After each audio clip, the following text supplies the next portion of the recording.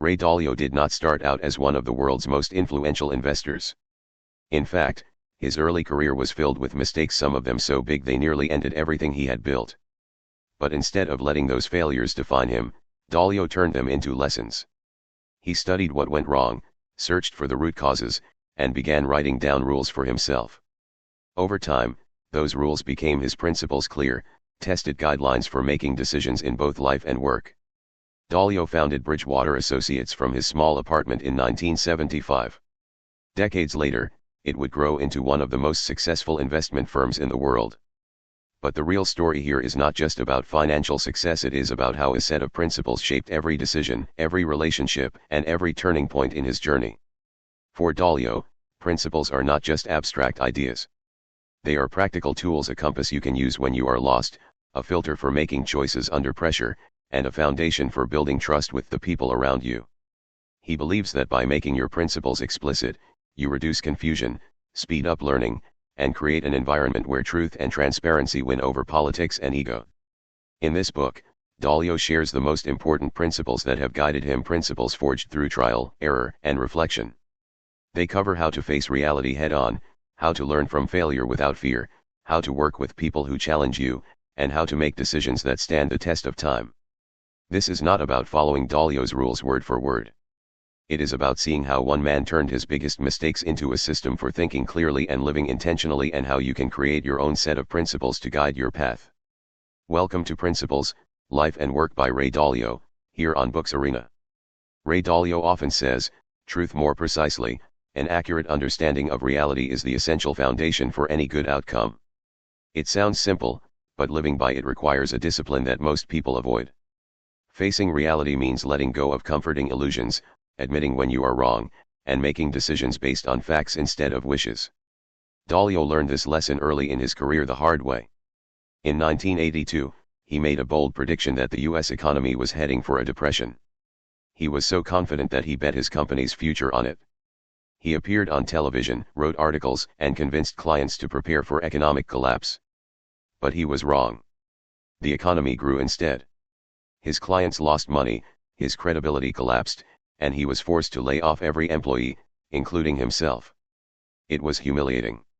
For a while, Dalio questioned whether he had any future at all in finance. But in that low point, he realized something important: being wrong was not the real problem. The real problem was being overconfident without testing his thinking. He had ignored the possibility that he could be wrong. That mistake would never happen again. From then on, Dalio adopted a principle: embrace reality and deal with it.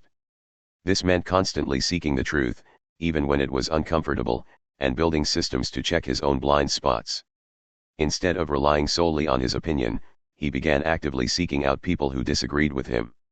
If they saw something he did not, he wanted to know about it, even if it meant confronting flaws in his own reasoning. In practical terms, this principle showed up in the way Bridgewater made decisions. Every investment idea was challenged openly. People at all levels were encouraged, even required, to speak up if they saw a problem. Meetings became idea meritocracies, where the best ideas won, regardless of rank or seniority. For example, Dalio once pitched an investment strategy he was sure would succeed. A junior analyst disagreed and brought data to prove why it would fail. In many companies, that analyst might have stayed quiet to avoid offending the boss. At Bridgewater, speaking up was expected. The team reviewed the evidence, realized the analyst was right, and avoided a costly mistake. Dalio believes this culture works because it removes ego from the equation. The goal is not to be right, the goal is to find the right answer. If you care more about protecting your pride than learning the truth, you will make bad decisions. But if you welcome challenges and see mistakes as opportunities to improve, your accuracy and your results will grow over time. He compares it to being a scientist in a lab. A scientist does not get angry when an experiment fails. Instead, they see the failure as valuable data. It shows them what does not work, which brings them one step closer to discovering what does. In the same way, leaders and teams who treat mistakes as data rather than disasters are the ones who keep improving. This principle is not limited to investing or business. In life, embracing reality might mean acknowledging a relationship is not working instead of pretending it will magically improve. It might mean facing financial problems directly instead of ignoring them until they become overwhelming. It might mean admitting you need to learn a skill before you can advance in your career. Dalio says the faster you can see things as they really are without denial, without wishful thinking, the faster you can take action to improve them. Pain is part of this process. But he sees pain as a signal, like a flashing light on your dashboard, telling you there is something important to learn. His formula is simple: pain plus reflection equals progress. When you experience a setback, stop and ask, what actually happened? What can I learn from it? How will I handle it differently next time? This approach turns mistakes into stepping stones instead of roadblocks. By the time Bridgewater became one of the most successful investment firms in the world, this principle had become second nature to Dalio and his team. They did not fear being wrong. They feared not finding out they were wrong soon enough. So part 1 of Dalio's life and work begins with this challenge to all of us: stop avoiding reality. Stop hiding from hard truths. Instead, look them in the eye, learn from them, and use them to shape your next move. That is how you begin to live by principles, not just ideas in your head, but rules that guide you through both success and failure. If embracing reality is the foundation, the next principle in Ray Dalio's journey is this: be radically open-minded. Dalio discovered that no matter how much experience or intelligence you have, your view of the world will always be limited. Each of us sees life through our own lens, shaped by our background, our beliefs, and our blind spots. The danger comes when we start believing that our view is the only view. In his early years at Bridgewater, Dalio would often make quick judgments about an idea based on his own instincts. Sometimes those instincts were right, but sometimes they were way off. Over time, he realized that the best decisions came when he combined his perspective with the perspectives of others, especially those who disagreed with him. He began to treat every conversation as a chance to learn. If someone saw things differently, instead of defending his position, he would get curious. Tell me what you see that I might be missing. This simple shift changed everything. One striking example happened during a heated debate about a potential investment in the late 1990s. Dalio believed it was a great opportunity. One of his senior partners, however, strongly disagreed. Instead of arguing to win, Dalio invited a third party, another experienced investor, to weigh in. They reviewed the data from all angles, including the points Dalio had overlooked. In the end, the decision not to invest saved the company millions of dollars. This principle of radical open-mindedness eventually became part of Bridgewater's DNA. Employees were encouraged to challenge each other openly, regardless of hierarchy. New hires were trained to value truth over politeness, not as an excuse to be rude, but as a commitment to honesty. Dalio believed that if people could put their egos aside and truly listen to opposing views, they could make far better decisions together than they could alone. Being open-minded is not just about hearing other opinions. It is about actively seeking them, especially from people who are different from you. Dalio calls this thoughtful disagreement the art of engaging with contrasting perspectives in a way that is respectful, curious, and productive. Imagine you are trying to navigate through a thick fog. Alone, you might walk straight into a wall without knowing it. But if you have several people looking from different angles, they can warn you about obstacles you cannot see. That is what diverse perspectives do for decision-making. This mindset also means being willing to update your beliefs when new evidence comes in. Dalio compares it to upgrading your operating system. If your current mental model no longer matches reality, you need to install a better one, even if it means admitting you were wrong. This principle extends far beyond the office.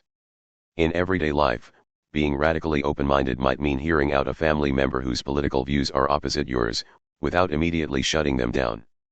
It could mean asking a trusted friend to critique your work honestly, even if it stings. It could mean seeking advice from someone younger or less experienced, because they might see something you cannot. Dalio warns that the greatest barrier to open-mindedness is our ego, that inner voice that wants to be right, to look smart, and to protect itself from criticism. But in the long run, ego gets in the way of growth. He learned to replace the question "how can I prove I am right?" with "how can I find out what is true?" One of his favorite tools for practicing this is to write down his reasoning for a decision before discussing it with others. That way, he can see clearly whether the conversation changes his thinking. If it does, it means he learned something new, which is a win, even if it hurts his pride. The power of this principle is that it transforms disagreements from battles into opportunities. Instead of fearing different opinions, you start to welcome them. Instead of avoiding people who challenge you, you seek them out. Radical open-mindedness is not about being indecisive or swaying with every opinion. It is about staying committed to finding the best possible answer, no matter where it comes from.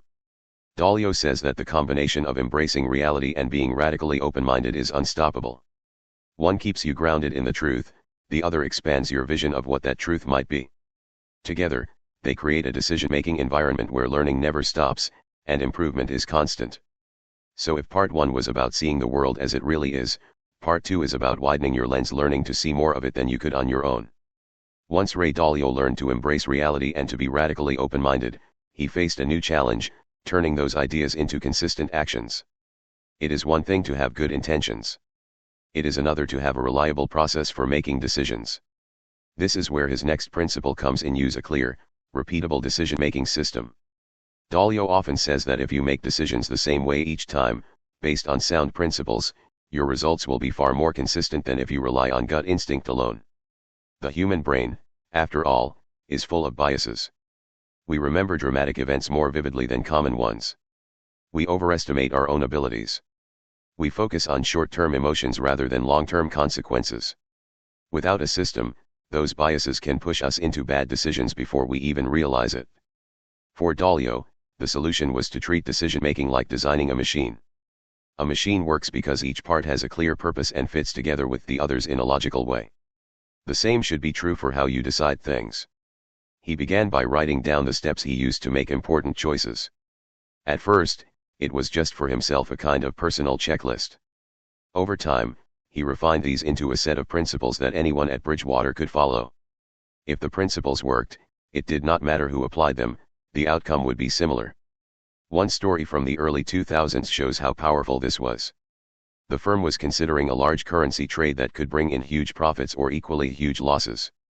In the past, this might have been a decision made behind closed doors by a few senior people. But now, the process was open and systematic. The team laid out the data, identified the assumptions behind their reasoning, and compared the situation to similar ones in the past. They also assigned believability weights to each person's opinion, based on their track record in similar decisions. This meant that an opinion from someone with proven success in currency trades carried more weight than an opinion from someone who had never worked in that area. By following the process, the team avoided being swayed by the excitement of the moment. They made their choice based on principles, not emotions.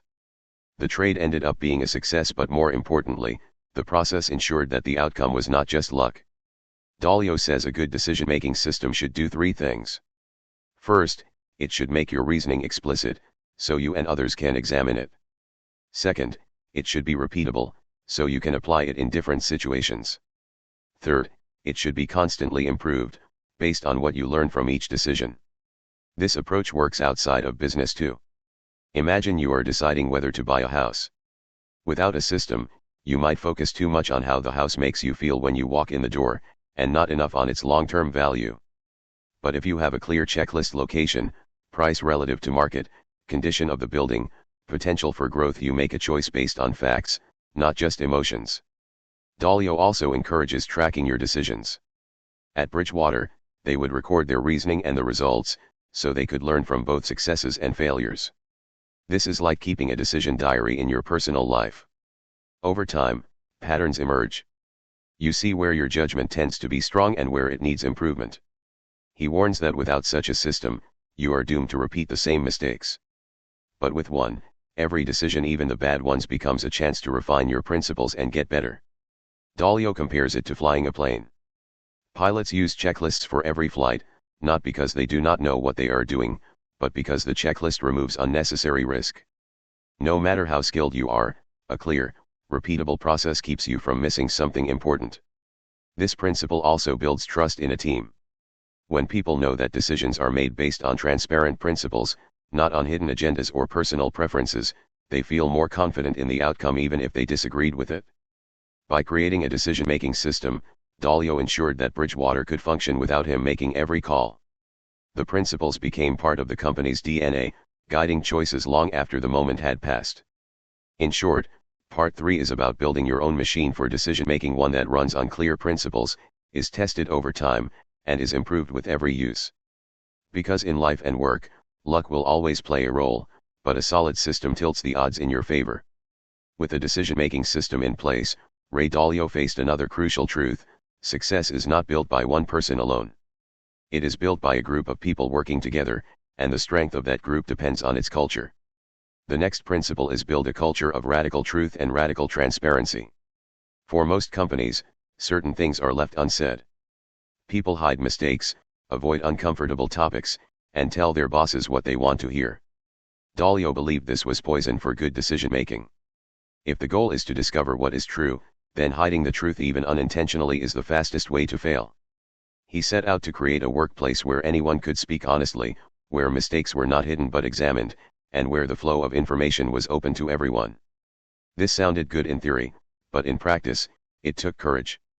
Radical truth meant saying what you really think, even if it was about your boss. Radical transparency meant opening up company information including meeting recordings to all employees. One memorable example of this came after a meeting where Dalio himself made a mistake in judgment. In most companies, no one would dare call out the founder in public. But at Bridgewater, an employee sent Dalio an email afterward rating his performance in the meeting as poor. Instead of punishing the employee, Dalio thanked him and shared the feedback with the entire company. That single moment sent a powerful message: no one, not even the CEO, is above criticism. Dalio believed that in an environment like this, problems surface quickly, and solutions can be found faster. If someone makes a mistake, they are expected to admit it openly, analyze it, and share what they learned so others can avoid the same trap. It is not about shaming, it is about improving. To make this work, Bridgewater developed tools like the Dot Collector, a system where employees rate each other in real time during meetings. Over time, the data builds up, revealing patterns in how people think and perform. If someone consistently scores high in creative thinking but low in follow-through, the team knows to pair them with someone strong in execution. This is not guesswork, it is data-driven teamwork. Of course, radical truth and transparency are not always comfortable. People are used to protecting their egos and avoiding tough conversations. In the early days, some new hires could not handle it and left. But those who stayed found that this openness built deep trust. You did not have to wonder what your colleagues really thought of your work, you already knew. Dalio compares it to a sports team. On a great team, players do not hide their weaknesses.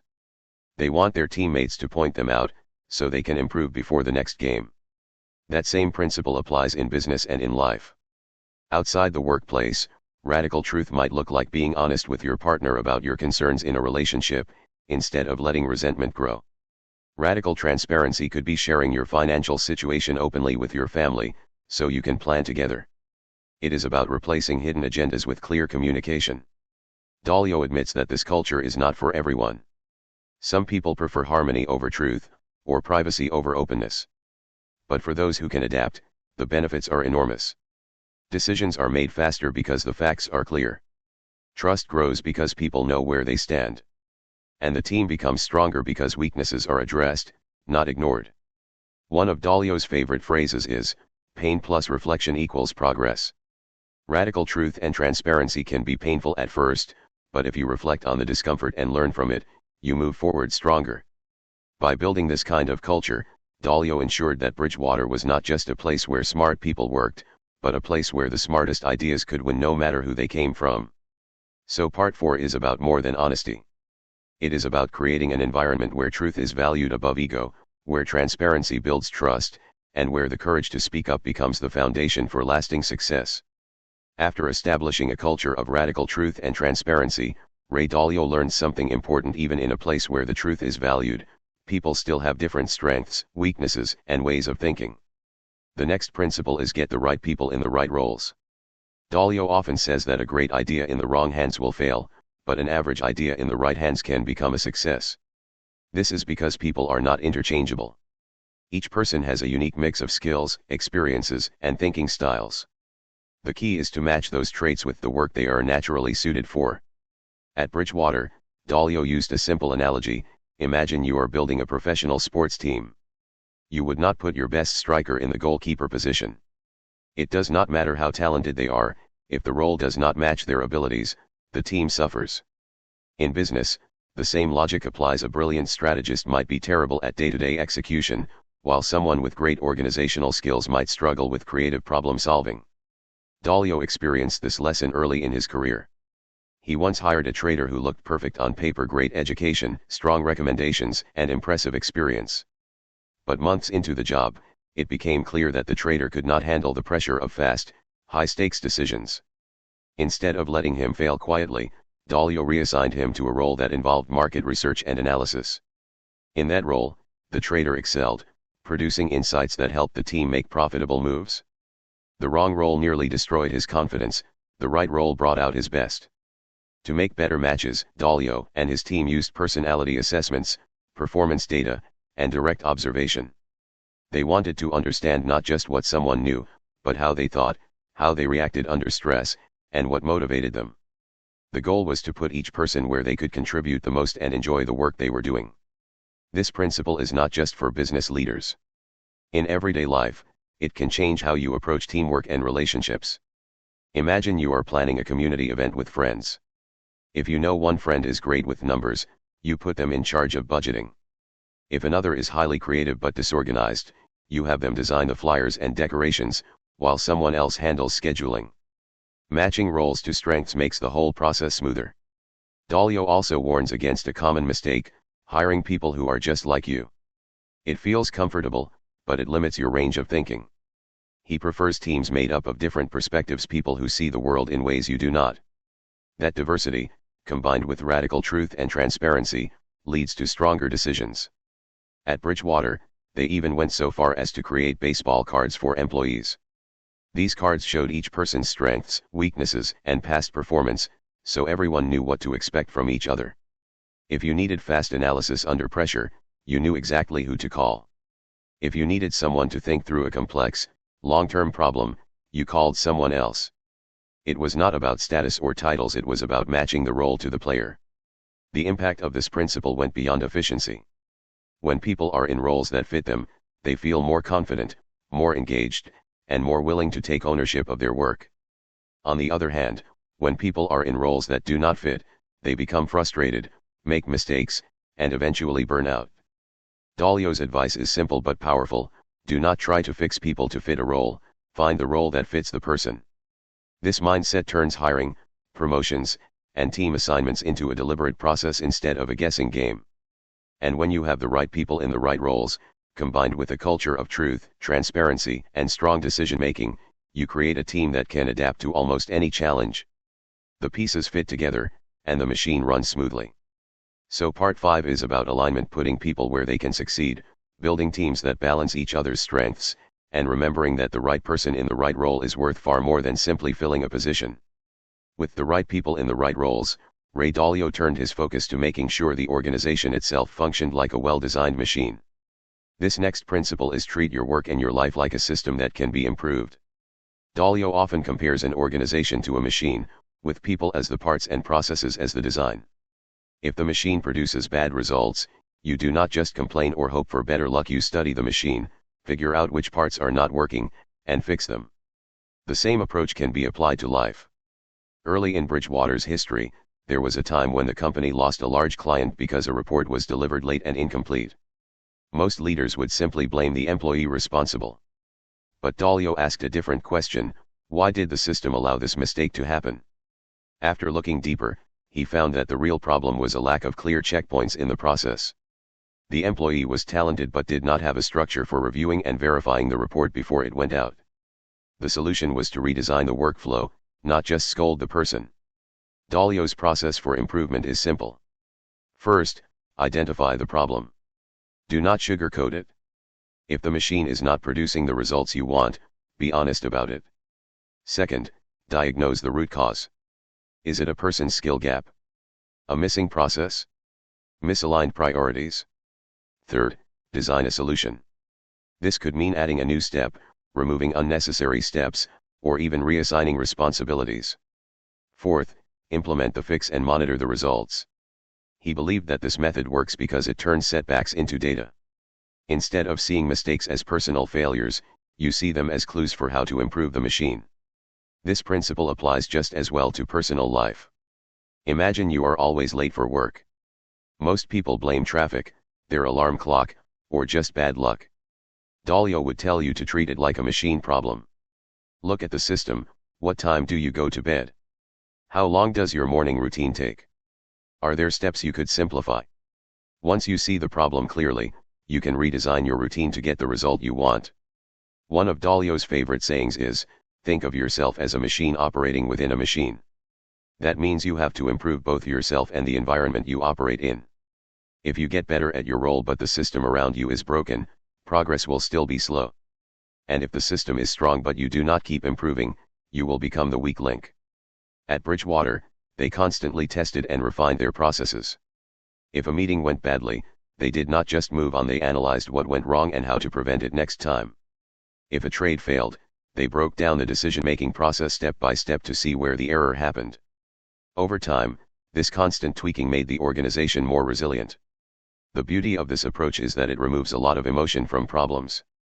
Instead of saying, you messed up, it becomes, the machine produced a bad result, let us fix the machine. This mindset keeps people focused on solutions rather than blame. Dalio also emphasizes that improvement never ends. A machine that works well today might break tomorrow if the world changes. That is why you must always be ready to adapt, to test, and to redesign. In life, this means paying attention to patterns. If you keep running into the same issue, whether it is with money, relationships, or career, it is a sign the machine needs work. Do not ignore it. Study it, adjust it, and keep improving until it runs smoothly. So part 6 is about becoming the engineer of your own life and work. It is about stepping back from the heat of the moment, looking at the bigger picture, and asking, what can I change in the system to get better results? When you see problems this way, every setback becomes a chance to build something stronger. After decades of building Bridgewater and refining his principles, Ray Dalio came to one final, powerful lesson: embrace reality, and adapt to it. Life will not bend to your will just because you want it to. The market will crash when you are not ready. People you rely on will leave. Plans that seemed perfect will fall apart in a single day. You cannot control reality, but you can control how you respond to it. Dalio learned this the hard way. In the early 1980s, he was convinced that the US economy was heading for a deep depression. He made bold public predictions and adjusted his investments accordingly. But he was wrong. The economy surged instead, and his bad bets wiped him out. He lost so much money that he had to borrow from his father just to pay the bills. That failure could have ended his career. Instead, it taught him humility. It forced him to face the truth: he did not know as much as he thought he did. From that point on, Dalio made a conscious choice: he would never ignore reality in favor of his own opinions. He would seek out other perspectives, test his assumptions, and be willing to change his mind quickly when new information came in. This is what it means to embrace reality. It is not about giving up your dreams or lowering your standards. It is about starting with the truth, the world as it is, and then figuring out how to move forward from there. Dalio compares it to being a sailor at sea. You cannot control the wind or the waves, but you can adjust your sails. If the weather changes, you do not yell at the storm, you adapt your course. In life and work, it is the same. The faster you see things as they are, the faster you can make changes that keep you moving toward your goals. At Bridgewater, this meant building systems that constantly absorbed new data and updated decisions. It also meant encouraging employees to speak up if they saw a better way forward, even if it meant contradicting Dalio himself. The culture was built on the belief that it is better to discover you are wrong quickly than to be proven wrong too late. In everyday life, this principle can mean accepting that a job you once loved is no longer fulfilling, and making the hard choice to find a new one. It can mean recognizing that a relationship is unhealthy, no matter how much time you have invested in it, and having the courage to let go. It can mean admitting that your current plan will not work, and creating a new one without wasting more time. Dalio also emphasizes the importance of resilience. Embracing reality is not just about seeing the truth, it is about recovering from setbacks without losing momentum. Every failure, every rejection, every obstacle becomes part of the data you use to improve your machine. You stop seeing challenges as personal attacks and start seeing them as the natural waves of life. By the end of his career, Dalio realized that his greatest successes did not come from avoiding mistakes. They came from facing mistakes head-on, learning from them, and adapting faster than others. The world will keep changing. The people who thrive are not the ones who guess right every time, but the ones who learn, adjust, and keep going. So part 7 is about living with your eyes wide open, seeing the world clearly, accepting what you cannot change, and acting decisively on what you can. It is the final piece that ties all the other principles together. With radical truth, the right people in the right roles, a machine that keeps improving, and the courage to face reality, you give yourself the best chance to live and work well, no matter what storms come your way. As we come to the end of Principles, Life and Work by Ray Dalio, let us take a moment to reflect on the journey we have just traveled. We began with Dalio's belief that life, like work, is full of patterns, and if we take the time to study them, we can make better decisions. We learned about the power of radical truth and transparency, and how surrounding ourselves with the right people can multiply our strengths. We explored how to design life and work like a machine, constantly diagnosing problems and improving systems.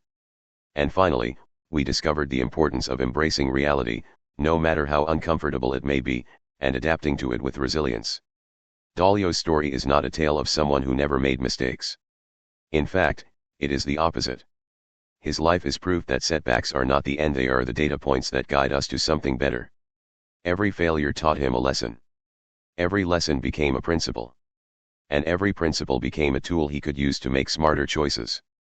These ideas are not just for billion-dollar hedge funds. They are for you, for me, for anyone who wants to live deliberately and work effectively. Whether you are starting a business, building a career, or navigating the challenges of everyday life, these principles can help you see more clearly, decide more wisely, and act more effectively. Remember, the goal is not perfection. The goal is progress, to be a little wiser, a little stronger, and a little more capable each time you face a challenge. This is the heart of Dalio's philosophy: life is a never-ending process of learning, improving, and moving forward. And when we approach it with curiosity, humility, and courage, we give ourselves the best chance to create the life we want. Thank you for joining me on this journey through Principles, Life and Work here on Books Arena. I hope these ideas inspire you to look at your own life and ask, what are the principles that guide me? And how can I refine them to move closer to the truth and to my goals? Until next time, keep learning, keep adapting, and keep building the life you want.